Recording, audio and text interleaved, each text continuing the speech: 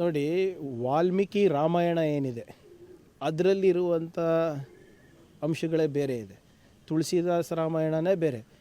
ಹಾಗೆ ಹಲವಾರು ರಾಮಾಯಣಗಳು ಬರೆದಿದ್ದಾರೆ. ಆ ಎಲ್ಲ ವರ್ಷನ್ಸು ಬೇರೆ ಬೇರೆ ಅವ್ರವ್ರಿಗೆ ಅನಿಸಿಕೆ ಪ್ರಕಾರ ಇರುತ್ತೆ. ಮಹಾದೇವಪ್ಪ ಅವರು ಅಷ್ಟೇ ಹೇಳಿರೋದು. ಒರಿಜಿನಲ್ ರಾಮಾಯಣ ಬೇರೆ ಇದೆ. ಇವಾಗ ಪ್ರಸ್ತುತವಾಗಿ ಚಾಲ್ತಿನಲ್ಲಿ ಇವತ್ತೇನು ಇವರೆಲ್ಲ ಬಿ ಜೆ ಪಿಯವ್ರು ಹೇಳ್ಕೊಂಡು ನೋಡ್ತಾರೆ, ಅದು ಬೇರೆದಿದೆ ಅಂತ.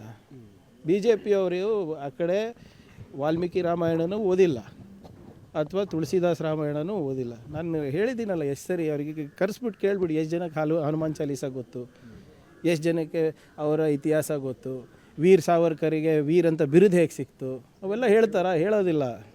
ಸುಮ್ಮನೆ ಎಲೆಕ್ಷನ್ ಬಂದಾಗ ಮಾತ್ರ ಇವರಿಗೆ ಅಷ್ಟೇ ಇದು ರಾಮಾಯಣ ಮೇಲೆ ಪ್ರೀತಿ, ಅದ್ರ ಮೇಲೆ ಪ್ರೀತಿ.